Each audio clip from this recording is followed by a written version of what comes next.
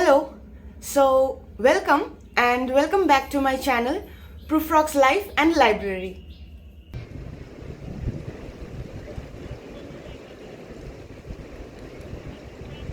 Okay, so as you might have realized from the title that in this video we are going to talk about Haruki Murakami. If you are aware and familiar with his work, you know what kind of magic we are going to discuss in this video. And if you are someone who is yet to read him, believe me, you're the luckiest one alive.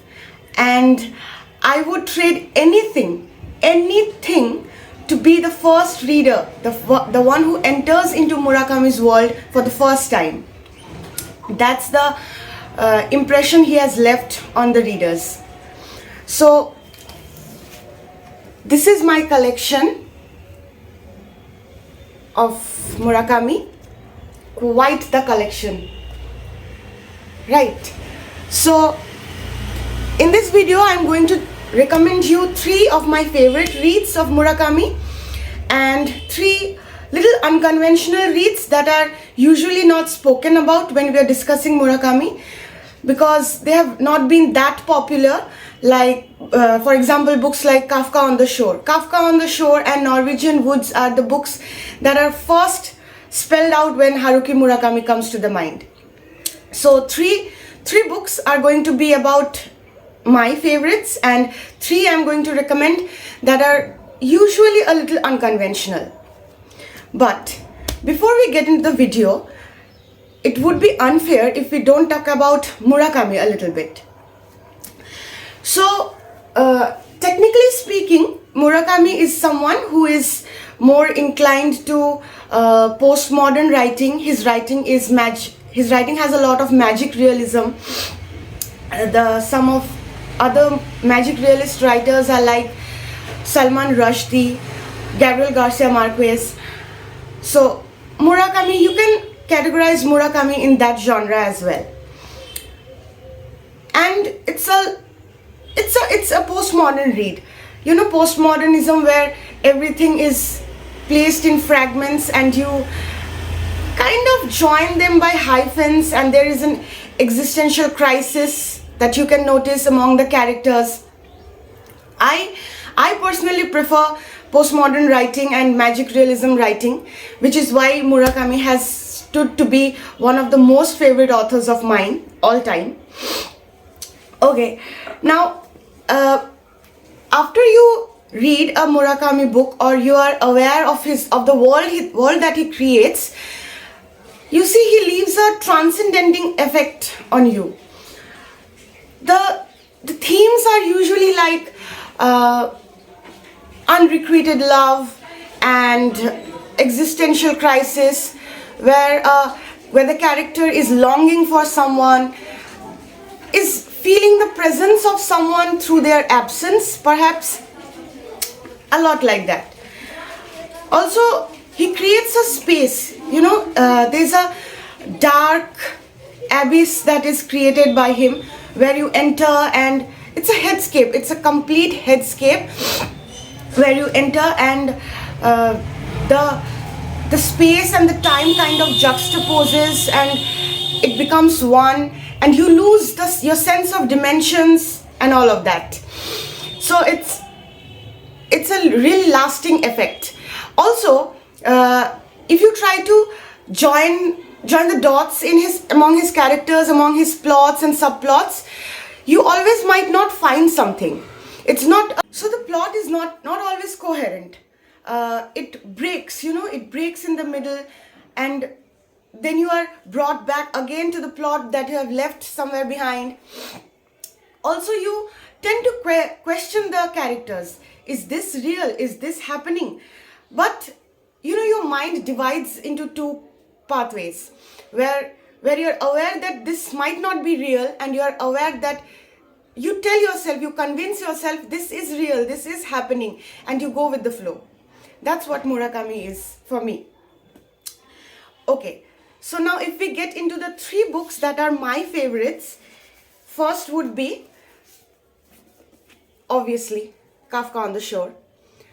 Kafka on the Shore has to be, I think, most people I've talked to has recommended me Kafka on the Shore, and I do the same to people who ask me about Murakami. Okay, the second favorite book would be Wind Up Bird Chronicles. This book is in 3 parts and it's an absolutely mesmerizing read.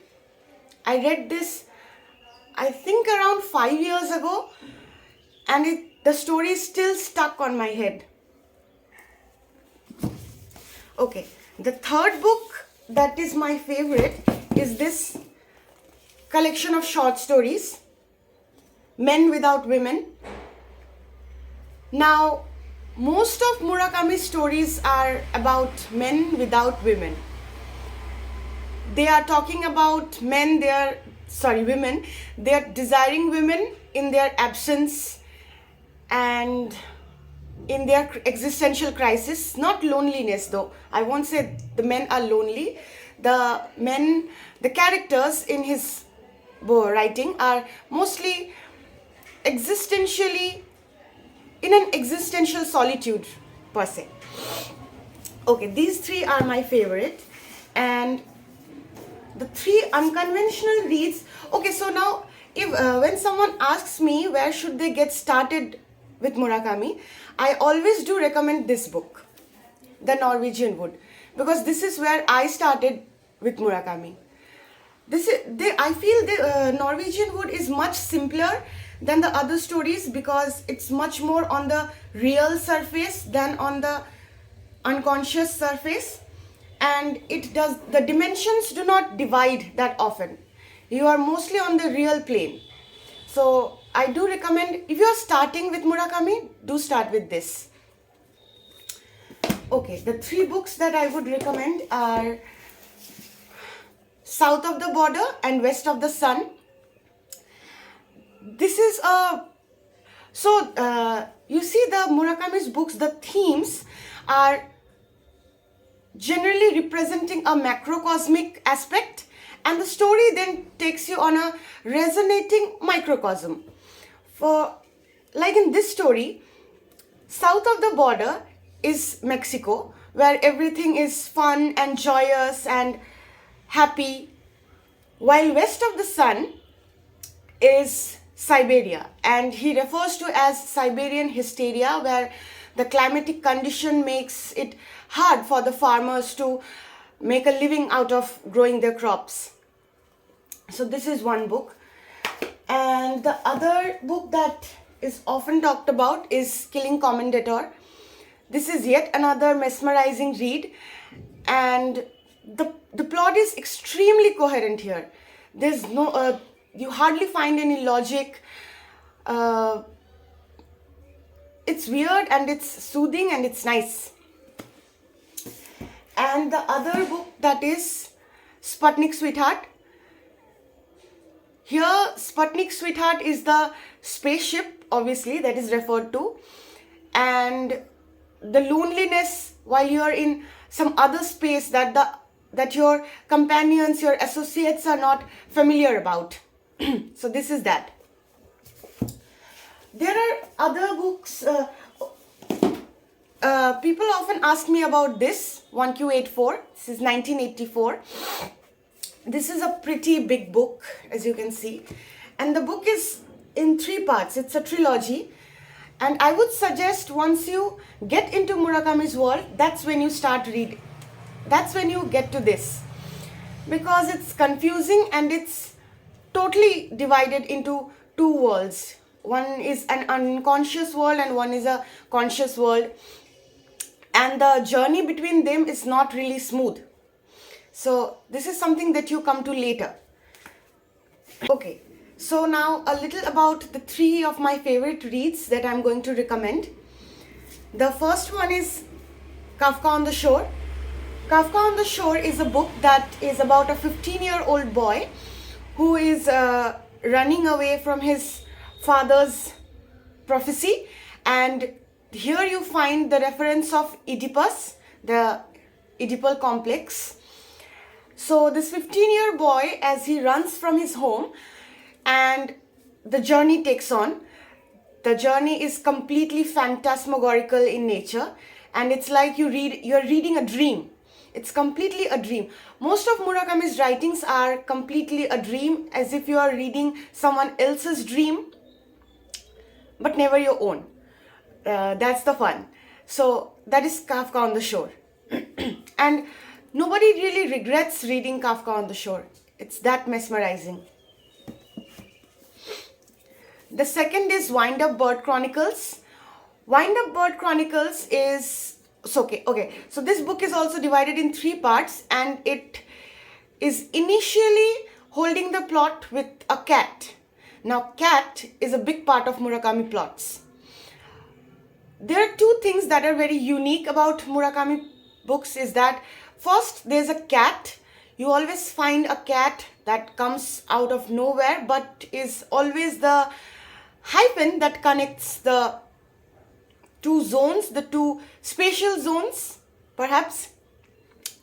Okay, so here the characters, the married couple, their cat is lost, and the man intends to find the cat, and then gradually goes on to find his wife, who is getting distant. And there is a ample amount of there are ample amount of subplots in between that. The third is this collection of short stories, Men Without Women. The first story is Drive My Car. There's also a movie made on that film. I would recommend you to watch that as well. So these are the three books I would recommend. There's also a lot of music in Murakami's book. You find a lot of Beethoven and jazz. So if you, I would also recommend you to watch his interviews. That would give you a more impactful insight onto Murakami's world.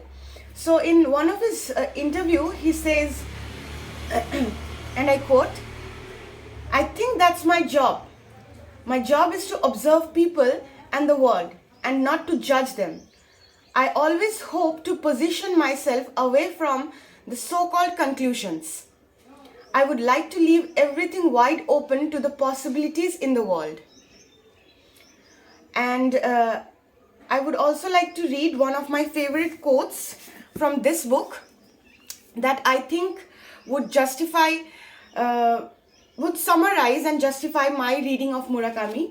And it says, and I quote, I would be sitting and smiling, chatting away, and my mind would be floating around somewhere else, like a balloon with a broken string. So that's it. And you know, if somebody asks me if where would I like to travel if given a chance, somewhere unrealistic, I would travel to Murakami's head, perhaps for a day, and I would like to see as he sees the world through his eyes. So that's it for today. If you liked this video and found it helpful, please like, share and subscribe. Bye.